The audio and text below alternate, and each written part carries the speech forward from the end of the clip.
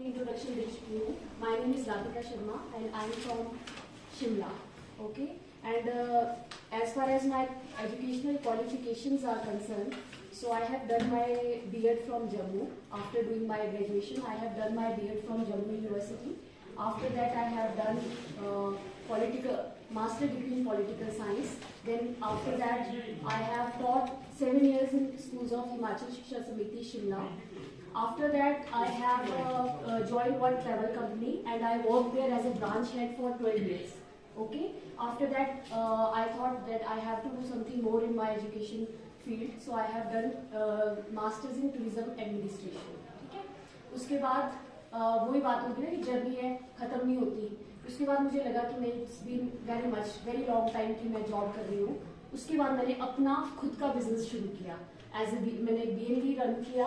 BNB समझते हैं आप? कोई फुल फॉर्म बता सकता है BNB की?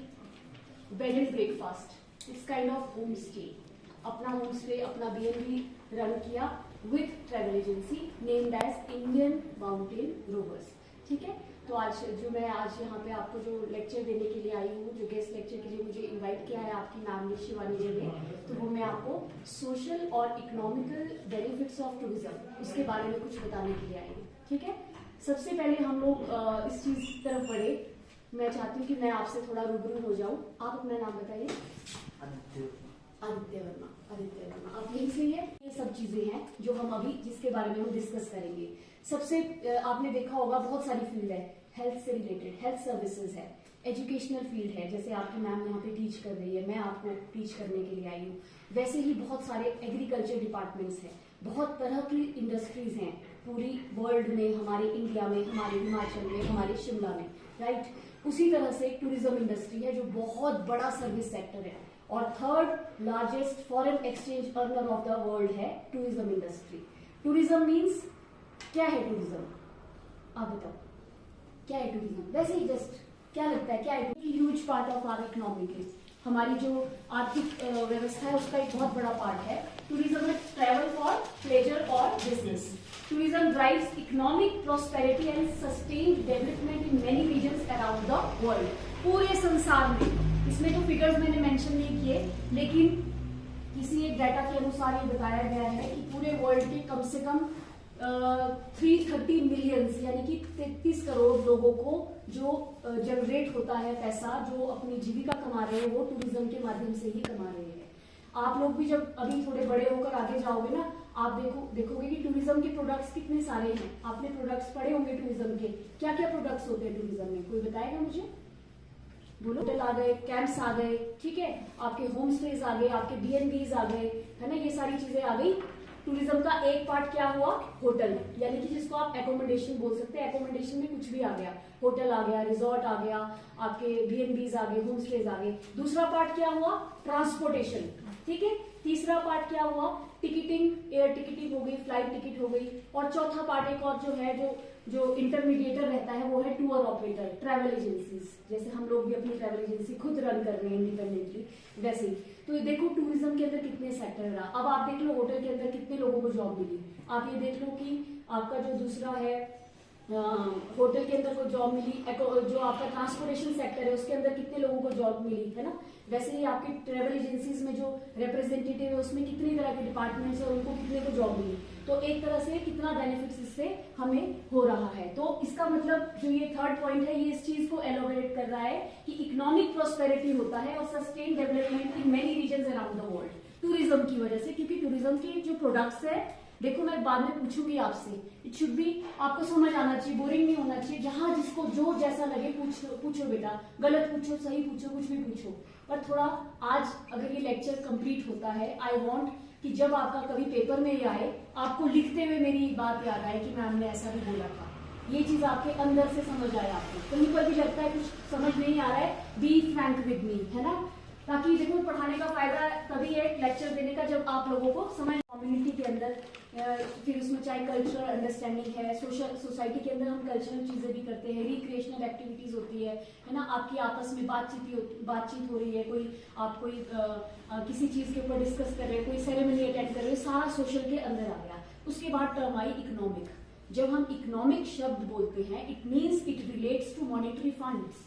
फाइनेंशियल, मतलब जो पैसे से रिलेटेड चीजें है, दैट कम्स अंडर इकोनॉमिक। तो आपका जो टॉपिक है आज वो क्या है, सोशल और इकोनॉमिक बेनिफिट्स किस चीज के, टूरिज्म। तो हमें ये समझ आ गया कि सोशल क्या है, हमें ये समझ आ गया कि इकोनॉमिक क्या है। सोशल मतलब सोसाइटी, कम्युनिटी से रिलेटेड चीजें जो हमें बेनिफिट करती है, इकोनॉमिक्स जो मॉनेटरी फंड को रेज करती है, ठीक है। तो उसमें देखो अब इसमें आ गया इकोनॉमिक बेनिफिट्स ऑफ टूरिज्म, तो हम पहले ले लेते हैं foreign exchange earning. Foreign exchange earning का क्या मतलब हुआ, फॉरेन एक्सचेंज अर्निंग का मतलब है, आप मान लीजिए आपने पढ़ा होगा domestic tourism, inbound tourism, outbound tourism, है ना।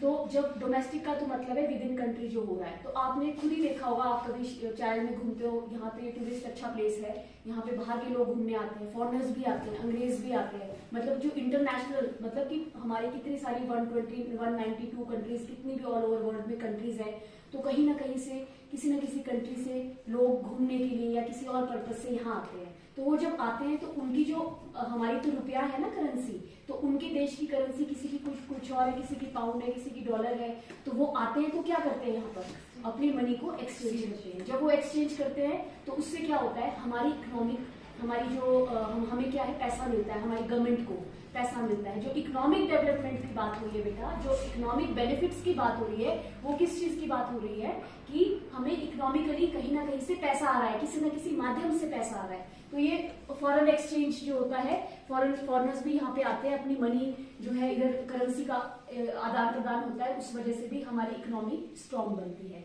कॉन्ट्रीब्यूशन टू गवर्नमेंट रेवेन्यूज, अब रेवेन्यू का मतलब पैसा, ठीक है। कॉन्ट्रीब्यूशन कैसे होता है, फॉरेनर्स आए, वो किसी पार्क में, किसी हिस्टोरिकल पार्क में गए, फॉर एग्जांपल आपने राजस्थान, सबसे बड़ा हमारा स्टेट है पूरे इंडिया का, तो राजस्थान में आपने देखा होगा पैलेसेस, फोर्ट्स, हिस्टोरिकल बिल्डिंग्स वहां बहुत सारी है ना, और फीस होती है।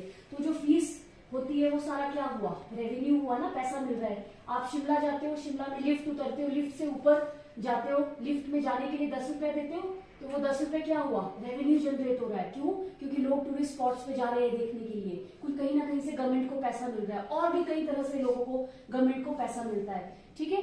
Local economy boost, local economy boost कैसे होती है, कोई बता सकता है मुझे, कैसे इकोनॉमी, लोकल लोगों को क्या फायदा होता है टूरिस्ट से, हाँ कैसे होगा फायदा। आपने कुफरी में देखा होगा, ग्रीन वैली के पास कोई छोटा सा अपना ठेला लगाता है, वो उसमें मैगी बना रहा है, वो अपने उसमें कुलचे बना रहा है, उससे क्या हुआ, वो लोकल पर्सन है, सुबह अपनी रेडी लगाएगा, शाम को पैसा 1000, 2000, 3000 कमा लेगा। तो लोकल लेवल पे भी लोगों को बेनिफिट होता है। और कुफरी में आप जाते हो, कुफरी में आपने देखा होगा कुछ लोग छोटे छोटे अपने जो हिमालयन पोनीज होते हैं, घोड़े होते हैं, उसको लेकर खड़े होते हैं, कुछ कैमरामैन होते हैं, बहुत तरह के लोग अपने कुछ स्टॉल लगा के खड़े होते हैं कि हम कुछ बेचेंगे। वो टूरिस्ट आता है, वो लोग वहाँ पे इंजॉय करते हैं कि कोई कपड़े खरीद रहा है स्नो एक्टिविटी करने के लिए, कोई फोटोग्राफी करवा रहा है ना, तो कोई कुछ खा रहा है। तो ये सारा क्या होता है, लोकल इकोनॉमी को बूस्ट होता है। जो भी चीज पैसा, कुछ ऐसा क्या बोलते हैं उसको, आपके यहाँ सिड्डू बनाते हैं, और क्या बनाते हैं। तो मैं बाहर से आई घूमने, मैंने बोला मुझे लोकल फूड खाना है, हमारे गेस्ट बोलते हैं, हमारे पास आते हैं, हमें आपका लोकल फूड खाना है, तो वो खाते हैं तो उनको बहुत अच्छा लगता है, तो वो बहुत अप्रिशिएट करते हैं। तो उससे क्या फीलिंग होती है, प्राउड फीलिंग होती है कि यार हमारे कल्चर को, हमारे कुजीन को, फूड कुजीन को इन्होंने अप्रिशिएट किया।